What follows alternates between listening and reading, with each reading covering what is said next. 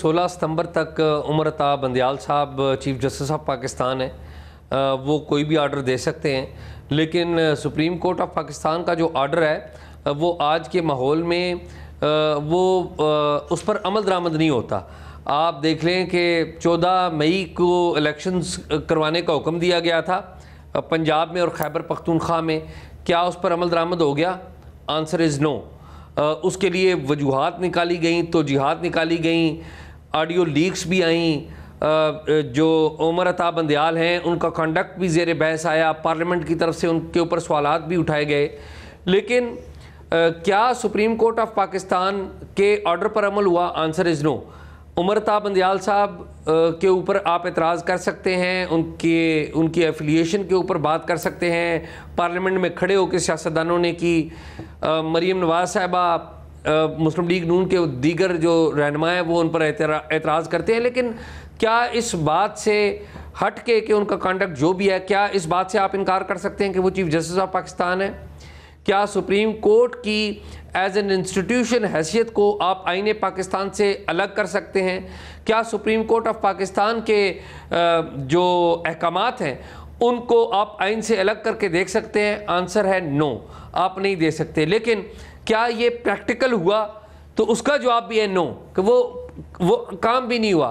तो मैं ये एक्सपेक्ट करता हूँ कि उमर अता बंदयाल साहब का आखिरी स्पेल है, वो इस स्पेल में शायद कोई चौके छक्के मारें, शायद कोई बड़े फैसले भी दें, एक्टिविटी रहेगी 16 सितंबर तक, लेकिन मुझे नहीं लगता कि चीफ जस्टिस ऑफ पाकिस्तान की जो ऑर्डर्स हैं उन पर अमल किया जाए। देखिए, ये बड़ी एक बदकिस्मती है।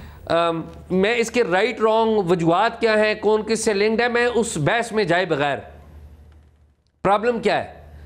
प्रॉब्लम यह है कि पाकिस्तान में एक पावर का पेंडुलम है। एक तो स्ट्रक्चर्स मौजूद है ना, सुप्रीम कोर्ट मौजूद है, पार्लियामेंट मौजूद है, हमारी ब्यूरोक्रेसी मौजूद है, हमारा मीडिया मौजूद है, लेकिन इन सारी चीज़ों से हट के एक पावर का पेंडुलम भी है जो साथ साथ चल रहा है और उसका इख्तियार किसी और के पास है।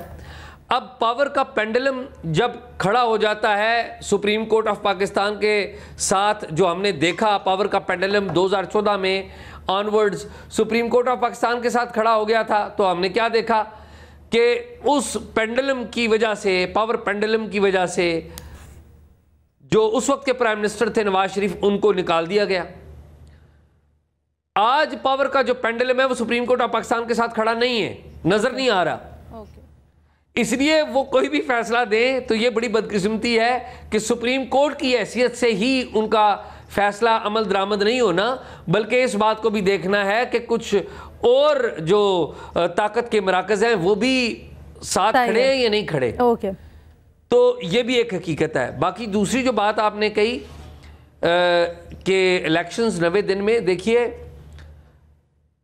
300 साल अमेरिका के, आप बरतानिया की तारीख देख लें, एक दफ़ा इलेक्शन डिले हुए हैं, अगर मुझे दुरुस्त कर दें अगर मैं गलत कह रहा हूँ, और वो भी सूरत हाल ये थी कि वो दूसरी जंग अजीम जारी थी, उस वजह से डिले हुए थे, लेकिन फिर भी इलेक्शन हो गए थे, इमरजेंसी लगी थी। ठीक है, पाकिस्तान में आप इलेक्शन आइन के तहत करवाते हैं, 2 आइन ख़त्म हो चुके, तीसरे आइन पर आप पूरा अमल दरामद नहीं कर सके। अब सूरत हाल ये है कि आइन जो है वो अब्यूज़ हुआ है।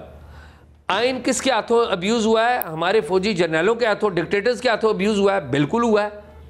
4 फौजी जो डिक्टेटर्स आए, तारीख का हिस्सा है, हुए। फिर हमारे पॉलिटिकल लीडर्स ने भी इसे अब्यूज़ किया। रिसेंटली जब 3 अप्रैल 2022 को कासिम सूरी साहब ने आइन से मुतसादम रूलिंग दी सुप्रीम कोर्ट जो पार्लियामेंट में बैठ के, वो किसकी अब्यूज़ थी? वो आइन पाकिस्तान की अब्यूज़ थी।